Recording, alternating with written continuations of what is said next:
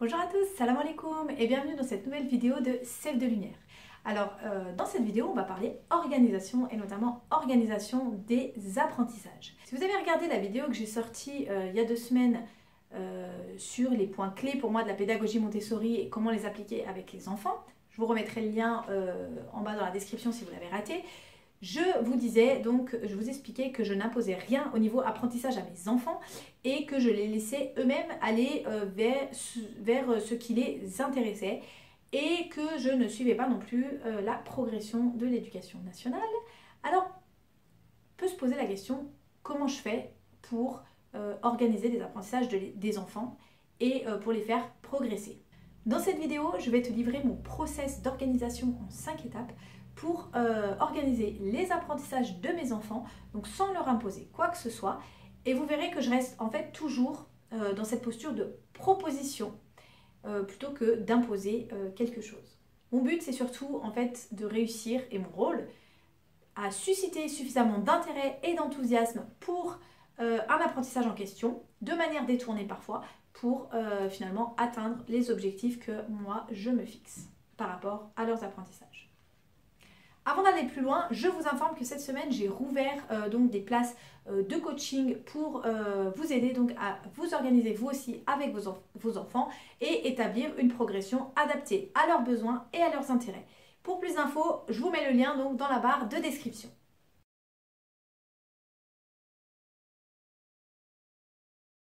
Alors la première étape finalement de ce process, c'est d'organiser des temps d'apprentissage mais libres. C'est-à-dire qu'on a une plage horaire, en général le matin, tout dépend aussi un petit peu de bébé quand c'est qu'il dort, où moi je vais être disponible pour eux pour les apprentissages et on va aller dans la salle d'activité et là par contre je n'impose rien, ils font ce qu'ils veulent. Je les laisse aller vers ce qu'ils veulent. Vous verrez que c'est très très important pour la deuxième étape parce que c'est là-dessus que va se baser toute mon organisation derrière.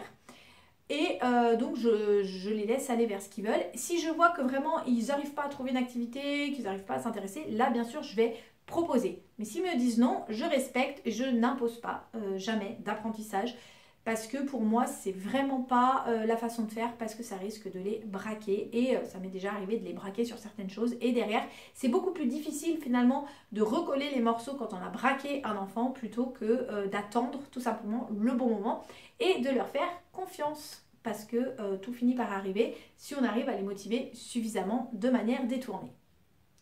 C'est pour ça que je n'hésite pas dans mon espace de travail à rajouter des jeux, à rajouter toutes sortes en fait de stimulations qui vont venir en fait éveiller leur intérêt et leur curiosité sur un sujet en particulier.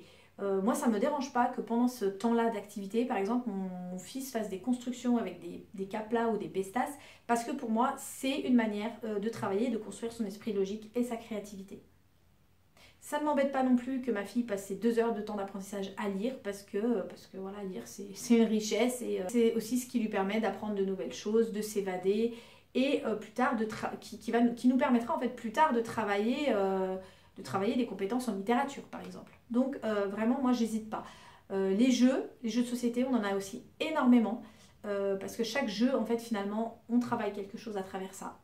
Donc voilà, pour moi tout ça ce sont des temps d'apprentissage. Et en fait en vrai j'ai ce temps là en fait que je prévois parce que je vais être plus disponible pour eux.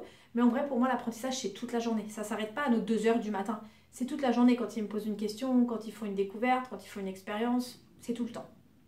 Donc voilà, vraiment proposer des temps d'apprentissage sans toujours imposer une activité, vraiment les laisser découvrir par eux-mêmes et proposer des temps de jeu libres également dans la journée, c'est vraiment primordial. Par contre, ce qu'il faut savoir niveau organisation, c'est que ce que je fais là, c'est ce qui convient à moi et à mes enfants. Si vous avez une autre organisation, que vous avez envie de faire autrement, ou par rapport à vos contraintes aussi tout simplement, des plus jeunes, des plus petits, des activités, vraiment c'est chacun fait comme il veut, il n'y a pas qu'une seule façon de s'organiser, il y en a autant qu'il y a de familles et c'est à chacun de trouver en fait celle qui leur convient. Donc dans mon coaching, je vous aide justement, si vous avez des difficultés à trouver justement ce qui vous conviendrait, je vous pose les bonnes questions pour savoir en fait ce que vous voulez mettre en place et vous aider donc à trouver la meilleure organisation possible. Et ce qu'il faut savoir aussi, c'est qu'une organisation, on peut revenir dessus quand on veut. Ah, rien n'est figé dans le temps, on s'adapte, on essaye, on teste et il n'y a aucun problème avec ça.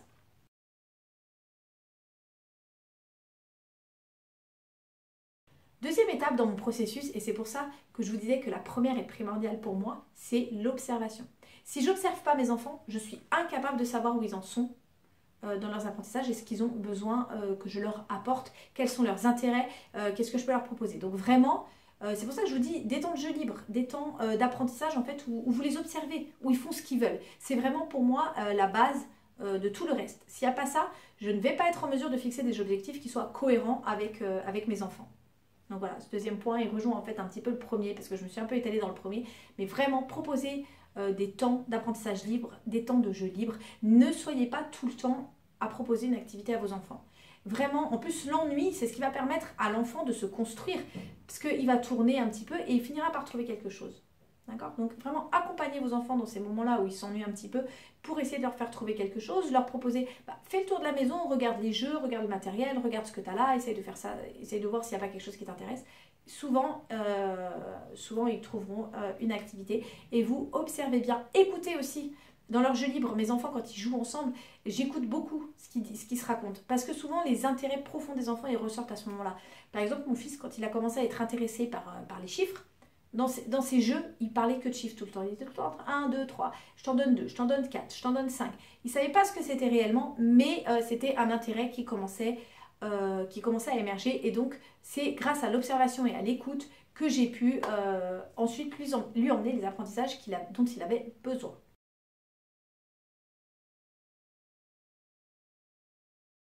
On en vient donc à la troisième étape de ce process qui est donc de se poser pour faire le point régulièrement.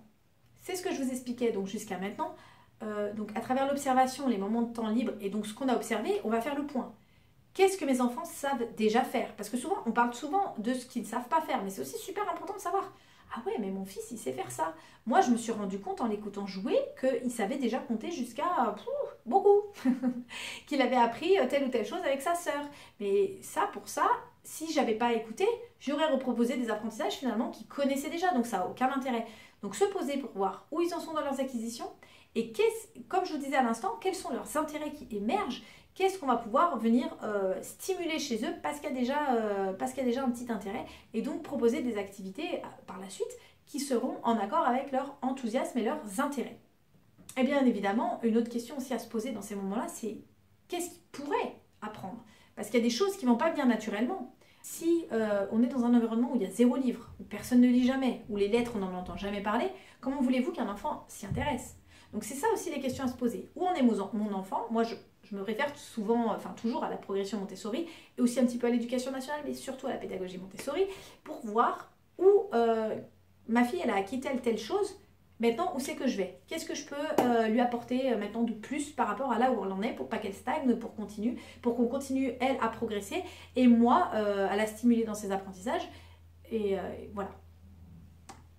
Donc, ce moment-là, donc de prendre le temps de se poser et se poser les bonnes questions. C'est très très important et je vous accompagne donc tout au long du coaching à le faire avec les bonnes questions à se poser.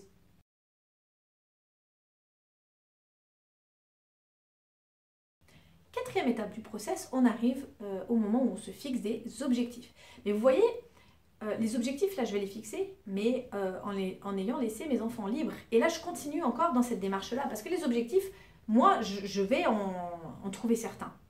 Mais après, je vais les faire valider auprès de mes enfants.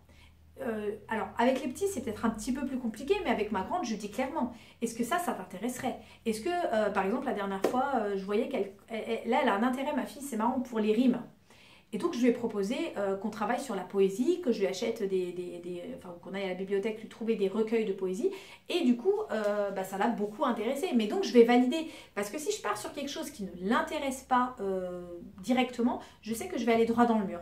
Mais pour ces apprentissages-là, il va falloir en fait que je trouve moi-même des manières détournées de le faire. On va le voir donc dans le cinquième et la dernière étape du processus.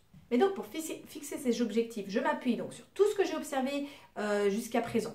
Là, j'ai fait le point donc, sur là où ils en sont et ce qu'ils pourraient avoir, et donc je me fixe des objectifs. Par exemple, là, mes objectifs avec mon fils, c'est donc de continuer l'apprentissage des lettres pour aller petit à petit vers le déclic lecture. Ça va être également de l'emmener petit à petit dans la numération de 11 à 100 parce qu'il a un intérêt très très fort là-dessus. Il compte beaucoup tout au long de ses journées. Ma fille, elle, bon, elle est toujours plus introvertie au niveau de ses intérêts, mais par exemple, quand je fais le point, elle, on a beaucoup travaillé, donc la lecture pour elle c'est acquis. Les natures de noms, de mots, on a commencé, donc là il va falloir que j'aille avec elle vers les fonctions, donc le sujet, le verbe, le COD, etc. Les fonctions au niveau de la grammaire. On travaille aussi l'orthographe et bien sûr on continue les calculs. Donc voilà, je vais fixer déjà des objectifs un petit peu globaux comme ça, vers quoi on veut tendre. Où est-ce qu'on en est dans les apprentissages et vers quoi, qu'est-ce qu'on va proposer donc dans les mois à venir. Et c'est ensuite, une fois qu'on a fixé ces objectifs globaux, qu'on va pouvoir passer à la dernière étape du process et qu'on va donc pouvoir détailler en activité les objectifs qu'on vient de se fixer.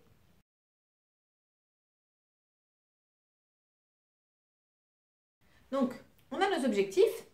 Et à partir de ces objectifs-là, on va trouver des activités pour y arriver. Donc les objectifs, il ne faut pas prendre trop gros non plus.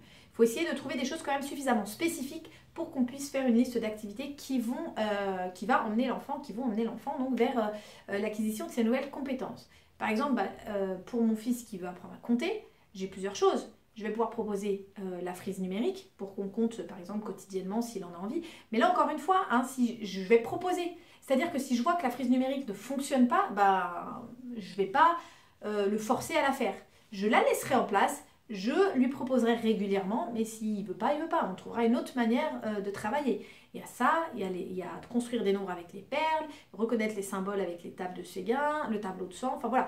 J'ai tout un panel d'activités et comme je vous expliquais, si le matériel Montessori vous ne l'avez pas ou si ça ne l'intéresse pas, il y a plein d'autres façons de faire aussi. Il n'y a pas que Montessori dans la vie. Ce qui compte avec Montessori, c'est vraiment la démarche, cette démarche-là en fait d'accompagner l'enfant. Et donc pour certains apprentissages qui sont un peu plus difficiles, où l'enfant est un peu plus braqué, toujours vraiment gardez votre objectif et on propose souvent et un jour ça va se débloquer. C'est une question de période sensible, c'est une question d'intérêt. On essaie donc de trouver des petites astuces pour emmener l'enfant à travailler d'une autre manière.